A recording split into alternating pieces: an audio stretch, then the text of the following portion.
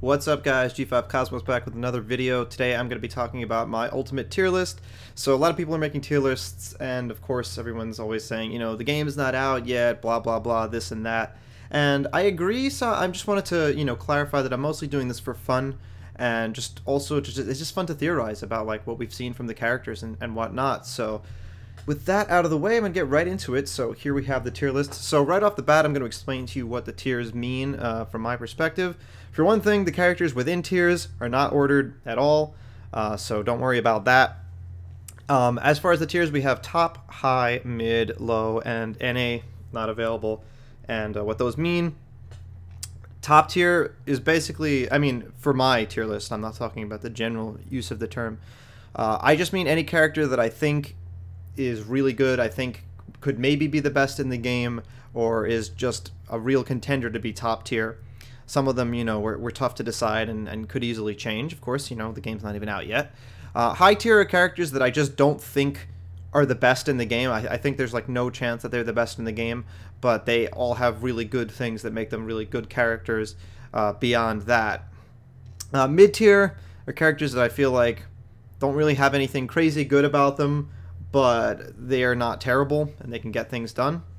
And then we have low tier, which are the characters that just appeared the weakest to me, that don't really seem like they can do much of anything. And NA, as you see, there are a lot of characters there. These are just characters that I haven't seen enough footage on to have any real opinion. Most of these characters I haven't seen a single singles match of, or some I have seen like one match, or just not enough to really conclude anything. So anyway, going into top tier, I'll start off with, we have Pikachu first. Although I said the tiers aren't ordered, I did think of Pikachu first. Not trying to piggyback on other players like Zero, but like a lot of people have just been saying Pikachu is really good. And honestly, I was thinking this even as far back as the E3 demo, because in a game where characters seem to not be able to get many true combos, Pikachu seemed to be able to take people very far with combos. Even at the E3 demo when people had no experience with him. But having seen him since then, not only does he have combos, he's really quick, he's a very small character, which makes him very hard to hit. He does a lot of damage because of the combos. He's very mobile, so he can land, he can recover really well, he can edge guard really well. Basically just everything he's good at. And because of the changes in the mechanics in Ultimate, he's even better at these things, because you don't have to have, for one thing, like, his kill power is buffed essentially because it's harder to land, so he's going to be more likely to get down B or up smash on you, things like that. But just because edge guarding is so good in this game also, he's going to be able to find stocks more easily that way, and getting kills was probably his weakest point in Smash 4, and he doesn't really have that much trouble anymore because of the new mechanics. So I could go on for a while about why Pikachu is so good, but he's definitely just a really solid character. Might be best in the game, but we'll find out. Okay, next up, Lucina. For some reason I didn't put Lucina and Marth next to each other. I think in this game it's more rewarding just to have the consistent hitboxes of Lucina, but both of them basically get the same overall benefits. So these characters are really fast, and the landing lag reduction in the game really benefits them because they can swing so much more safely, not to mention just the landing lag, but the gravity, so that they are not spending as much time in the air, and they can land really quickly after they throw out a rising aerial. In Smash 4, one of the weakest points for Marth and Lucina was that they were really unsafe characters on whiff. So if they just swung, they were just kind of floating in the air for a while, and it was really easy to punish them because they were still too high up. There's still too much lag on like forward air to do like double forward air or something. So if you threw out, like, for example, a short hop fair and you wanted to cover your landing, your only option was basically Dancing Blade.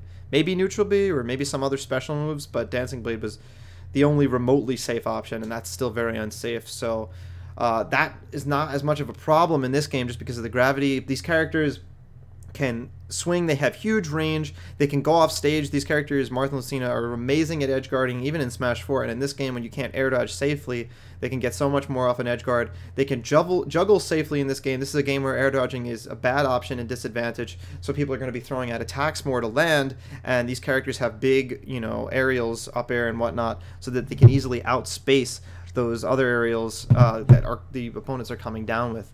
And I think they're really good for all these reasons. Plus, recovery is pretty good, even though it's only a pretty much vertical recovery. They have good enough drift, and they have aerials that can contest people trying to edgeguard them. And if their frame data works the same as in Smash 4, the up B is invincible for a time, potentially on frame 1, so that's also really good. So I don't think it's going to be free to edgeguard these characters either. I have Roy up here too. Oh, actually, Ike is first, so I'll say Ike. So Ike is just insane in this game. He's basically like Smash 4 Ike, but everything is faster and still as strong. His up air, we've seen, there's a clip of it killing a Mewtwo at I think 75 before the hit. We don't know how big of a deal Rage is in this game, but the Ike only had like 90 on himself, so it wasn't a crazy amount of Rage. And the Mewtwo appeared to have DI'd because he did not go straight up. So, I mean, Mewtwo's still a really light character, but Ike has a new up air that's really strong, looks faster. All of his moves look faster, at least his aerials, and he's just really faster. He's more mobile. I think he still has grab combos, or at least good setups off of grab. I think they made Eruption even bigger, so his edge guarding is even more potent with that. And yeah, I mean, it's just basically all the things that make Ike good in Smash 4, but even better in this game. And since it's harder to land, his aerials, you know, for anti-airing become even more effective.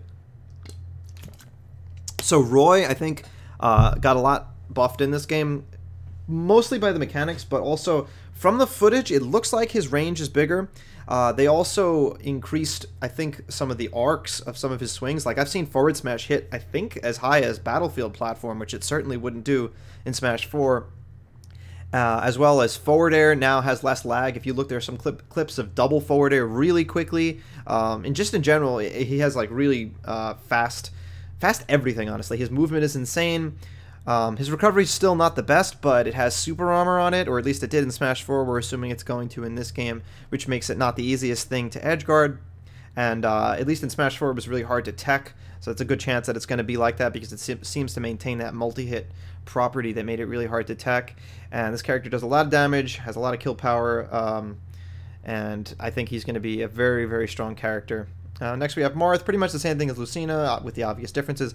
Young Link, wow, Young Link is insane. So there's some footage recently that you should check out Smash Bros. Spain's YouTube to see some of this Young Link gameplay. This character is just good at everything. He's really fast, he has obviously the range of having a sword, but he can get up in your face and camp you out really well. He can do both of those things really well. His arrow is like a Falco laser, except it has like a little of an arc down. You can do, I forget if it's full hop or short hop, but you can do a jumping arrow. The arrow is really quick and you land laglessly. It's insane. It's insane from a distance. Boomerang is safe, does a lot of damage from what I recall seeing. And then he can get in your face. Neutral air actually kills. I've seen some footage of, but neutral air is just a strong tool in general. Back air is really good for cross-ups, is pretty much lagless. Almost all of his aerials have very little landing lag. Even down air doesn't have that much. And he still has bomb setups. The character is really insane. This character might be like top 5, but of course it's way too soon to tell. Young Link's really exciting though. He's looking really exciting. Okay, next up we have Fox, my personal main, at least in Smash 4, and I'm planning on, you know, putting a lot of time into him in Ultimate.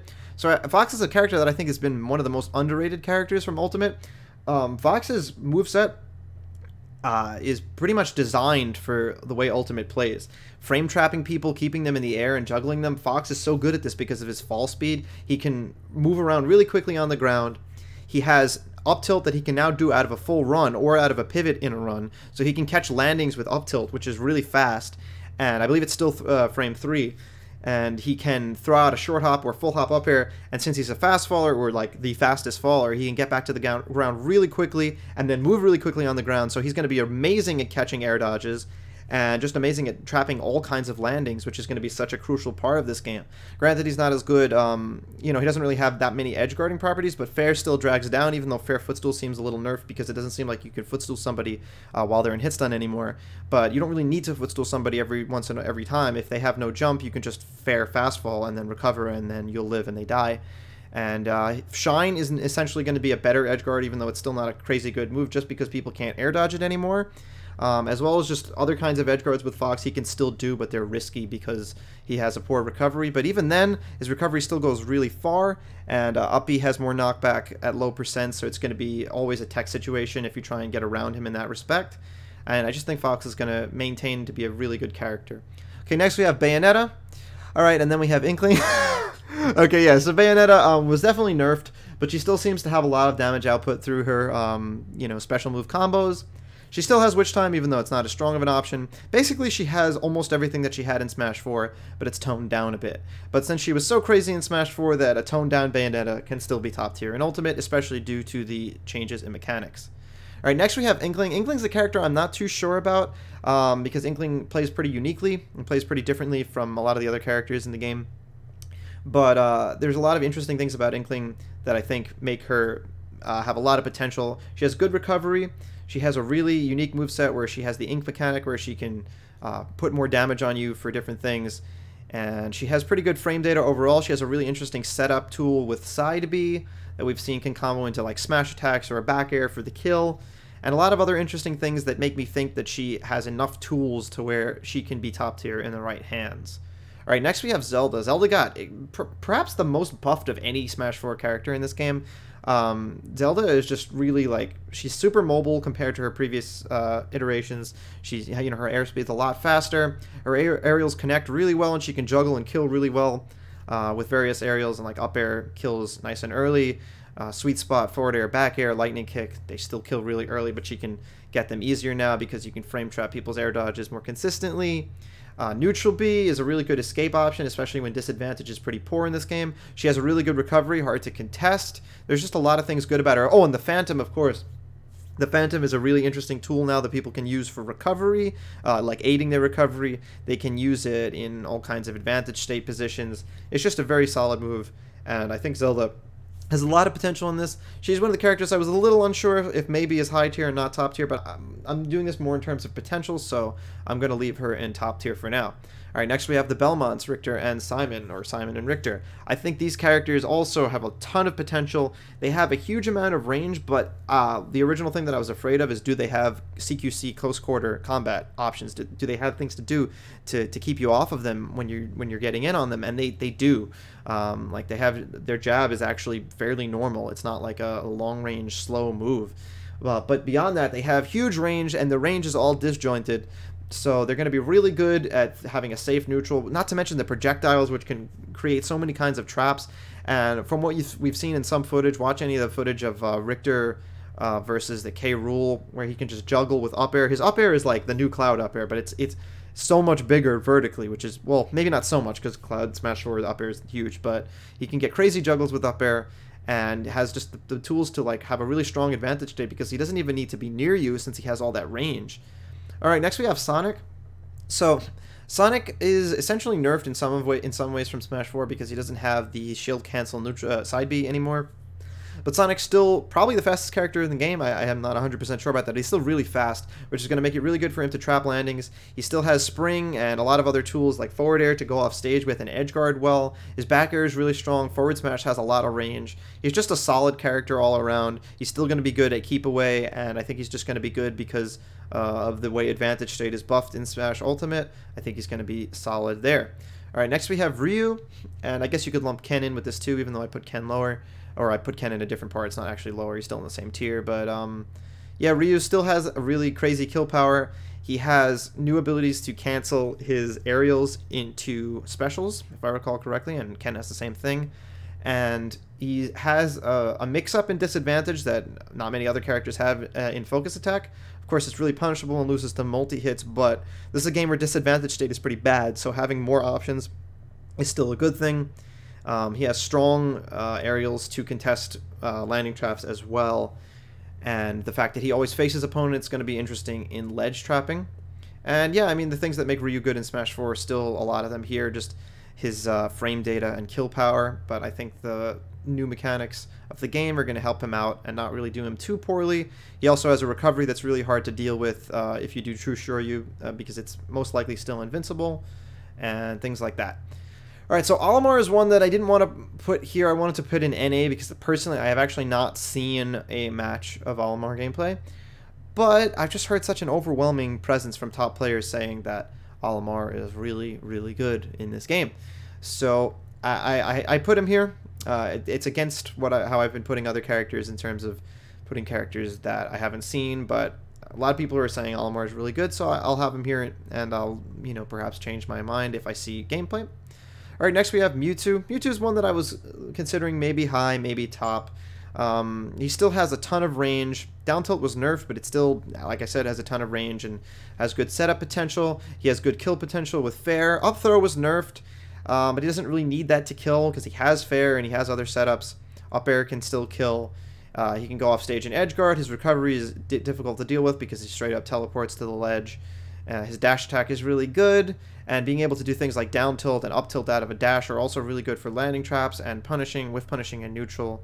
He's just a very solid character, similar to how he is in Smash 4. He also can land a little easier because the game is just less floating in general, so he doesn't have to worry about just floating around in the air for eternity. Alright, next we have Pokemon Trainer. So Pokemon Trainer has so much versatility with the 3 Pokemon, of course, and there are so many different ways to use all of them that I think that it's actually a huge benefit overall having the ability to choose from 3 characters in one. And you don't have to worry about the fatigue mechanic from Brawl. So with that out of the way, you know, good players are going to understand how to use the different Pokemon for different situations in different matchups. And like Charizard has good recovery, for example, Squirtle's just really fast, and Ivysaur has really good pressure, and there's a lot more to each of them than that. And just using them in conjunction just, I think, will make them very strong, because particularly Squirtle and Ivysaur have really good movesets in general, and Charizard has utility.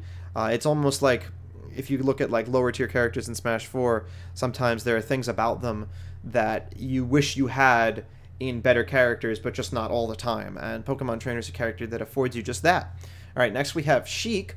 So Sheik is very similar to Smash 4, perhaps the most similar character to their Smash 4 like metagame or the way they play, and because of that she's still really good. And in fact, you might say that she's even better because edge guarding is so much more potent in this game, so Sheik is going to be able to go off stage and really hit you and not have to worry about you air dodging. And even if she doesn't have a lot of knockback on her moves besides bouncing fish, she still has a good potential to gimp you by just being able to swing on you when you're off stage and take your jump, and then that's it.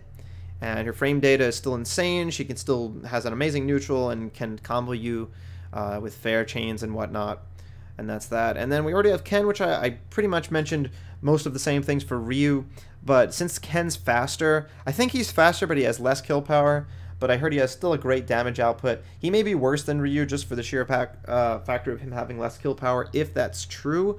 Is another one that I was considering putting in NA because I haven't seen a crazy amount of footage. But a faster Ryu can't be a bad thing. So that's why I'm leaving him in top tier. Alright guys, so I'm going to divide this video up among the tiers because it's taking a while. So you guys can stick around and check out the remaining videos if you want to see high, mid, low, and well, I'm not going to say too much about the NA tier. Either way guys, thanks for watching, and if you want more Ultimate content, please do subscribe to Game 5 Smash. Thanks for watching, and bye bye.